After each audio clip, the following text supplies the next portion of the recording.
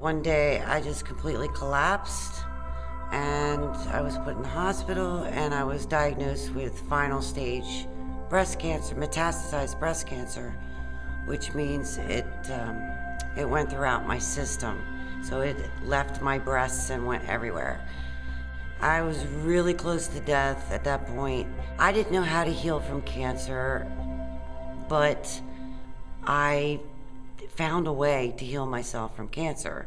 Ladies and gentlemen, I've interviewed many people over the years and heard many healing stories about cancer and all other sorts of diseases. But I'm here at a conference and I just met a lady who has probably one of the most amazing healing stories I've ever heard, and we have her today on the show. This is truly amazing and encouraging. If you have cancer or any other disease, the doctors do not know the answer. This lady understands about faith, understands about our Creator, and understands about healing, and her story will move you. So check her out right now here on the Raw Life Health Show. This is the Raw Life Health Show. Raw Life. All right, everybody, this is Paul Neeson with the Raw Life Health Show, another amazing healing story. Can you introduce yourself to my audience? Yes, hi, my name is Meredith. Great. And Meredith, you have an amazing story of just faith and healing. And I want you to share with my audience, because a lot of people out there suffer from disease, and your story is so encouraging to know that the medical system isn't necessarily the way to go. And could you just share your traumatic story with us? Well, I got really sick, but I just kept on working and kind of ignored it. And one day I just completely collapsed and I was put in the hospital and I was diagnosed with final stage breast cancer, metastasized breast cancer, which means it went throughout my system. So it left my breasts and went everywhere.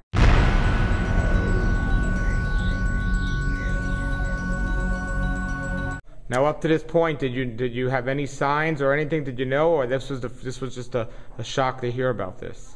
It was a shock.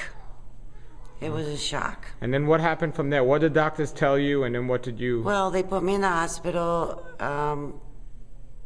I was really close to death at that point, and because I collapsed and everything, and they sent me an oncologist. And he wanted to do the chemotherapy, and I told him that if he gave me chemotherapy, that I would die, that he would kill me. I just knew it instinctively.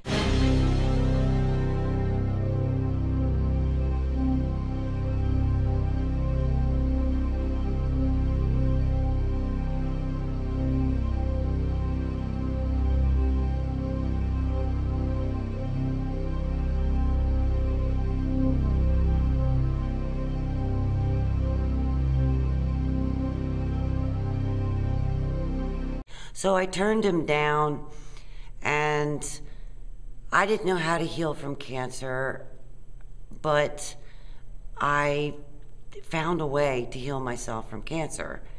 I pleaded with the Lord to help me and to guide me, and that's exactly what happened.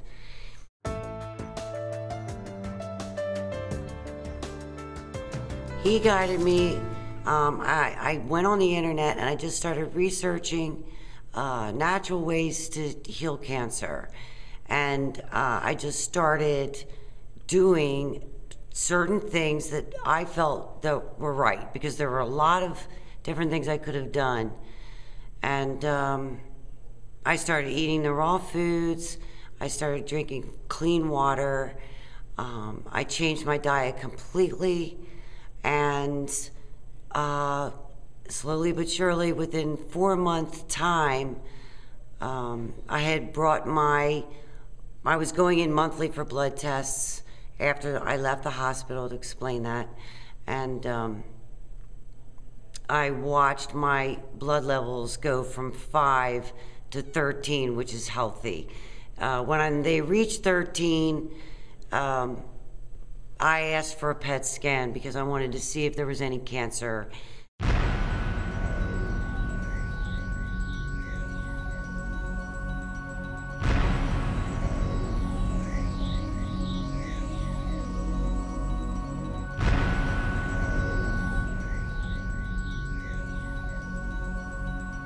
the food, the diet, and the spiritual guidance, the two working hand in hand, did it.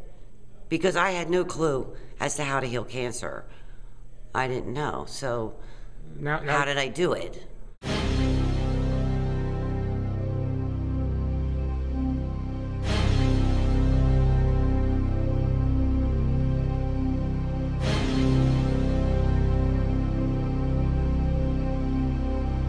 Now, you had later stage cancer, and it has spread to several different parts of your body. So much so, tell us about. You said you had you lost your eyesight from it. Tell us a little about that. They just when I was in the hospital, they put me through a million tests. They found a small tumor on the back of my skull, which it was affecting my eyesight. My liver was there were huge mass in my liver. My bones were riddled with lesions. It went into my skin. All my skin was being affected. It was pretty bad. And how many years ago was this? It was November 2004. And now you're cancer-free. Yes, I'm cancer-free. And the main thing you did was just really pray about what you need to do, and you started eating healthier and just living a healthier lifestyle. Yeah, I'm reading the Bible. I was reading the Bible. And I was praying every day.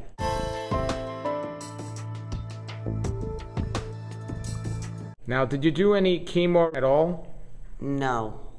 Okay.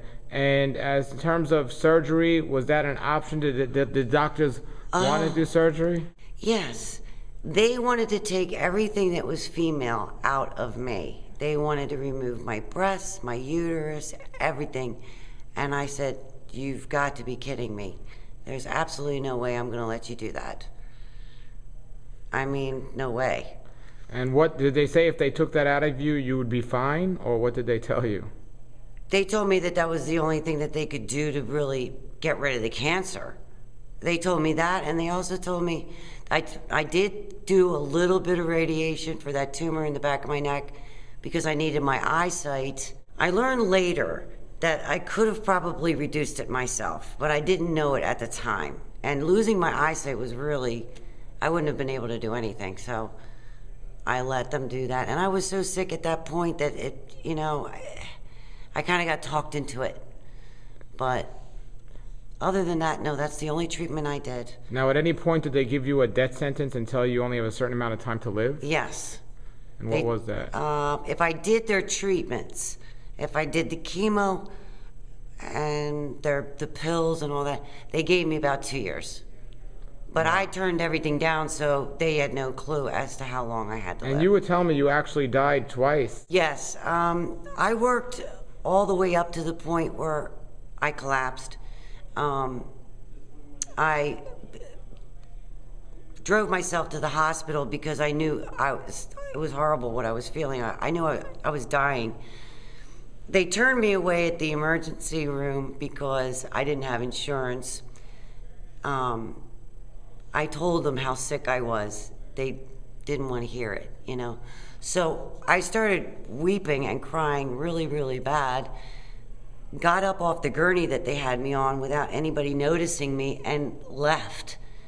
And luckily, I only lived a block from the hospital, so I was able to drive myself home. I lay down on the couch, and I couldn't get back up. I couldn't open my eyes, and I couldn't move my fingers. I was, in my opinion, dead. I couldn't move. I was still conscious, though. But my body, I couldn't move my body at all. So I screamed out for the Lord Jesus, and I kept screaming out his name. And I actually did see the Grim Reaper. He was right in front of me, and I felt like he was gonna take my soul. That's what it felt like. And as I was screaming for the Lord actually came from behind me And I saw him but only his profile. And he asked me one question. He said, "Do you choose life or do you choose death?" And so I had death staring me in the face, and I had the Lord here, and I said, "I choose life." And he asked me again, "What did you say?" And I put a lot of feeling behind it the second time, and I said, "I choose life."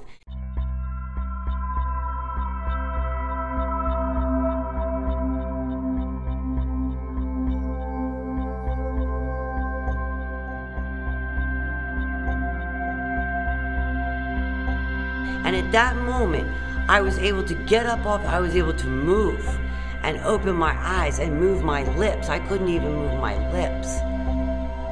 And I got up off the couch and I crawled to my bed, and the most amazing thing happened. I was actually felt like I was getting a healing from the Lord, but it was the most serene, amazing feeling I've ever felt in my life. I wish I could feel that way all the time.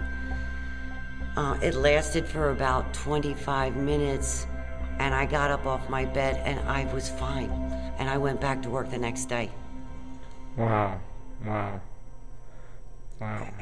But I didn't know I had cancer at that time because I didn't go to the hospital. I didn't get diagnosed or anything. So I went about my merry way for 2.5 months. Everything was fine, I thought. And then all of a sudden, I started getting really, really sick again, like that same feeling again. And my boss says to me, "You look like a ghost. You look like you're just gonna collapse." I said, "Okay, I gotta go." I left my shift. I called my doctor, and I said, "I need to come see you." I went in. They took me from the office and put me right into the hospital. They found lumps on my breasts. They took an x-ray, and they found all these lesions all over my bones. And they said, "You're not going home. You're not going home. You're going right in." They wouldn't even let me go get clothes or anything. So I was there 8 days, and that's when they told me, and all the treatments that they were offering me. And I said, no. I said, "I just want to go home."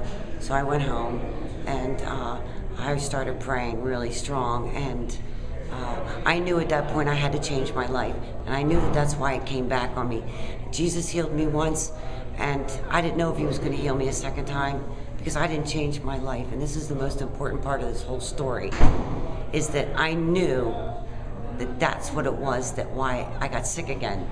So at that moment, that's when I decided I had to change my life. And that included the way I ate, the way I conducted my life, the way I thought, everything. All my actions and everything. And I did that, and he gave me another chance, and I came up 4 months after that, cancer-free. And I've been cancer-free ever since. So this is 2012. Well, that's great.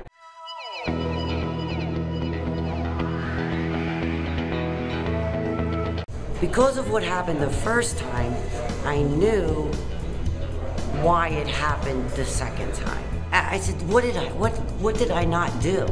Why did this come back to me? I kept asking myself that question. And the answer I was getting was, you didn't change your life. You did not change your way of life. And what would your advice be to people that are diagnosed with this death sentence? What would you tell them? To put God first. Put him first before everything else. And have him and talk to him like he's your best friend. You need to know something, ask him. Don't go to anybody else, because he'll tell you what to do. He told me every step. This is what I want you to take. This is what I don't want you to take. This is what I want you to do. This is what and I heard him. And you have to listen. You have to be a listener. And another thing is, you didn't have to spend a lot of money on these new alternative medicines or therapies or 99 natural cents. therapies, or you just did it on a low budget with just eating the food he told you to eat? You got it. I went, distilled water's 99 cents a gallon. And believe me, I flooded my body with it. When I first got out, that was the first thing I did when I got out of the hospital, was flooded myself with pure H2O. And I started feeling better within a week. Within a week. And I started eating all raw foods and vegetables. If it didn't grow off a tree, and if I couldn't pick it up off the ground, I didn't eat it. I didn't eat it. It didn't go in my body. Wow. And I saw myself getting better and better and better and better and better and stronger. And exercise. I was so weak from the cancer, I couldn't move. But I made myself get up. He made me get up and walk this field behind my house.